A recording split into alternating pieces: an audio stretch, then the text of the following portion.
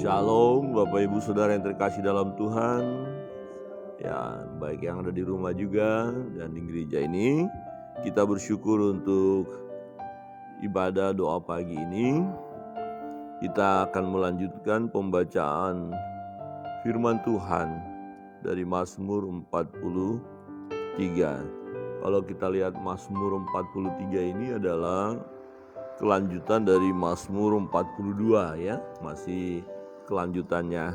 Kita akan baca bersama-sama, mari Bapak Ibu, baik di rumah maupun di gereja ini, buka Alkitabnya ya, kita mau baca bersama-sama.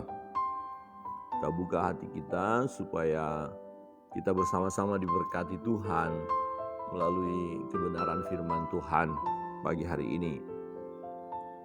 Mazmur 43, firman Tuhan berbunyi demikian, 1, 2, 3.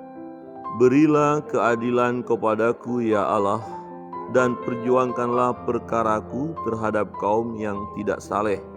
Luputkanlah aku dari orang penipu dan orang curang, sebab Engkaulah Allah tempat pengungsianku.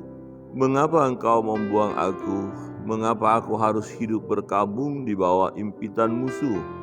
Suruhlah terangmu dan kesetiaanmu datang, supaya aku dituntun dan dibawa ke gunungmu yang kudus dan ke tempat kediamanmu.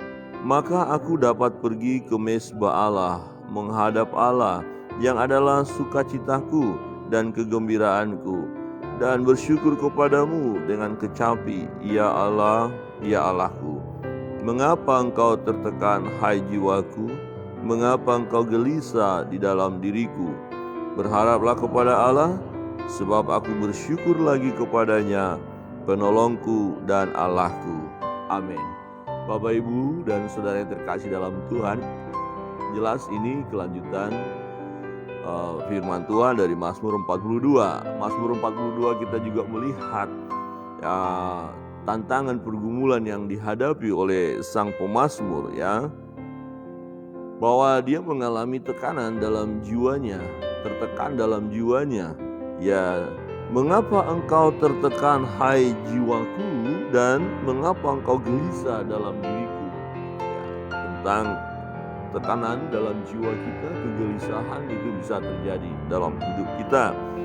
Dan solusinya dia berkata supaya apa?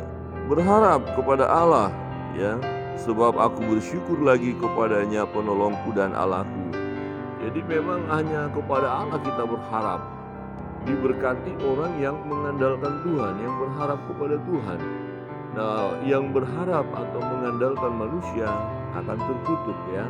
Jadi memang kita harus lari hanya kepada Tuhan, ya, berharap kepada Tuhan. Nah, Bapak Ibu Saudara yang terkasih dalam Tuhan, fakta yang terjadi dalam kehidupan kita hari lepas hari adalah kita memang tidak terlepas dari persoalan hidup ini, pergumulan hidup ini yang sewaktu-waktu memang jiwa kita bisa tertekan, jiwa kita gelisah, ya kita bisa gundah gulana dan bisa mengalami kecemasan, kekhawatiran dalam hidup ini. Terlebih ya akhir-akhir ini kita melihat banyak peristiwa yang terjadi yang membuat orang mulai gelisah dalam hidupnya, mulai tertekan, mulai kehilangan damai sejahtera. Ya, mulai ada juga sampai pada tingkat keraguan-raguan kepada Tuhan. Ya, sepertinya Tuhan meninggalkan dia, tetapi sesungguhnya Tuhan tidak pernah meninggalkan kita. Amin.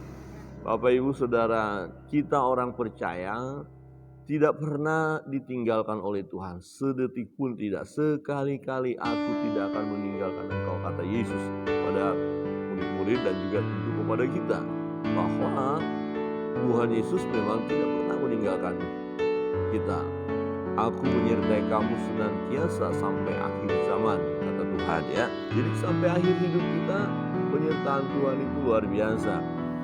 Namun kita tidak akan bisa berkata, kalau begitu jangan dong kasih problem, kasih masalah, kasih tantangan sehingga aku gelisah.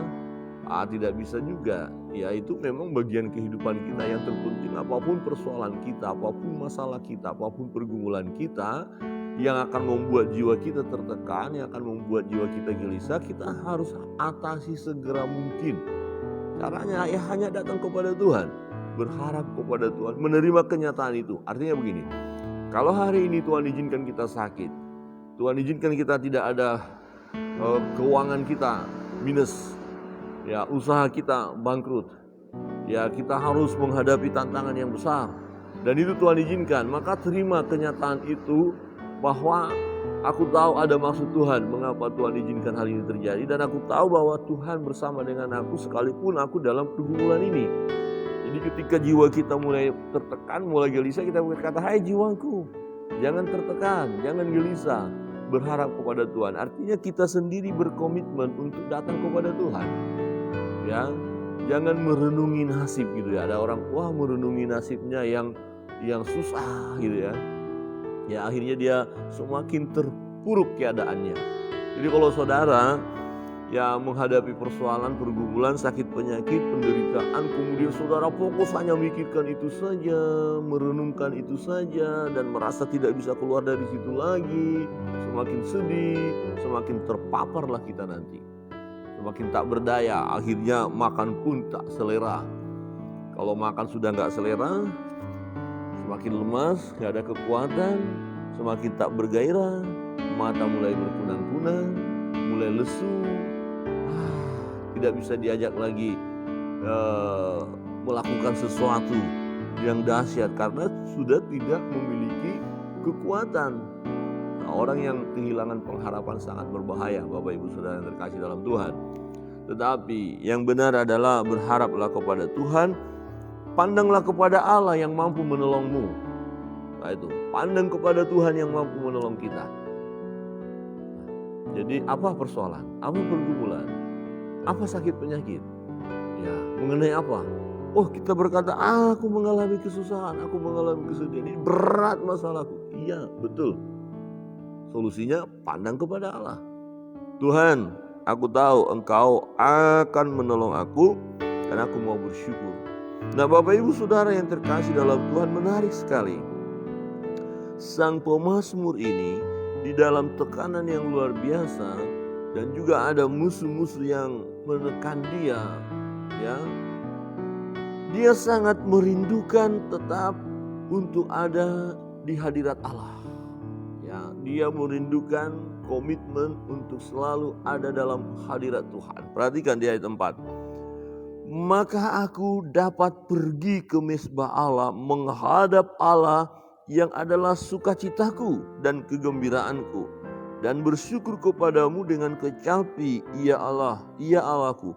Jadi sang pemazmur ya datang kepada Tuhan menghadap Allah dengan sukacita, bukan karena masalahnya sudah selesai, bukan.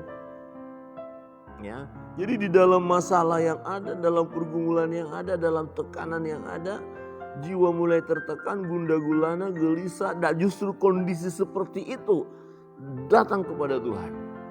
Datang ke mezbah Allah, tersungkur di kaki Tuhan, sembah Dia, agungkan Dia, puji Dia, bernyanyilah, bersoraklah, tinggikan namanya. Ya, maka kita akan mengalami kebahagiaan itu, sukacita itu, walaupun masalah masih ada. Saya mau berkata keliru, orang berkata dia bahagia setelah masalahnya selesai. Tidak bakalan selesai masalah kita, Bapak Ibu. Masalah akan datang silih berganti. Sesungguhnya yang luar biasa adalah kita tetap bersukacita sekalipun ada persoalan pergumulan yang datang menerpa hidup kita, yang mau membuat jiwa kita tertekan, yang mau menggelisahkan kita, yang mau membuat kita gundah gulana. Kadang-kadang bisa kita merasa sepertinya hidup ini hampa. Ya, rasanya apa kalau sedih yang luar biasa. Orang Jawa bilang ngelongso. Ya, kok gini ya hidup ya? Kok gak ada gairah ya? Kok rasanya gak nyaman? Nah itu gelisah. Gelisah dalam diri, tertekan. Kok sepertinya gak ada arti hidup ya? Hati-hati. Jangan sampai kita berkata tidak ada arti hidup ini. Berbahaya, sebab hidup sudah Tuhan berikan kepada kita. Ya, apapun kondisi kita, hidup ini adalah keajaiban yang Allah berikan bagi kita. Jadi kita harus bersyukur. Ya, masih hidup kan? Bapak Ibu, coba lihat kiri kanan. Masih hidup. Jadi orang yang hidup harus bersyukur. Ya, katakan kiri kanan, bersyukurlah. Haleluya, masih hidup. Tapi kan bergumul, hidup macam apa ini? Adalah orang berkata, ya kalau begini hidup, mati aja. Hidup. Ya, apa dikatakan? Hidup segan, mati tak mau. Aduh, mau hidup begini, aduh kalau hidupnya begini-begini aja sih lebih baik mati saja. Berbahaya itu. Itu udah tekanan yang luar biasa, tetapi solusinya hanya satu, datang kepada Tuhan. Amin. Penolongku, seperti pujian tadi, penolongku hanya Tuhan. Yesus Kristus Tuhan kita, Dia sanggup menolong kita, bahkan Dia adalah Tuhan yang mengerti kelemahan kita.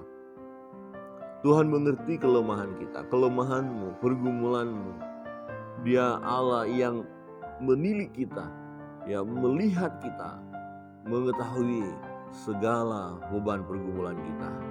Ya, Dia tidak pernah membuang kita, walaupun kadang-kadang kita merasa seperti terbuang. Tuhan tidak pernah mengabaikan kita, mentelantarkan hidup kita, walaupun memang fakta yang kita alami sepertinya kita sudah ditelantarkan oleh Tuhan. Tidak, itu hanya proses perjalanan hidup kita.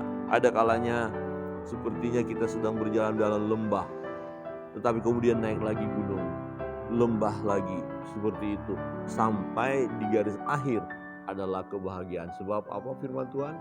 Rancangan Tuhan adalah rancangan damai sejahtera bagi kita, bukan rancangan kecelakaan. Amin. Tuhan Yesus memberkati kita. Mari kita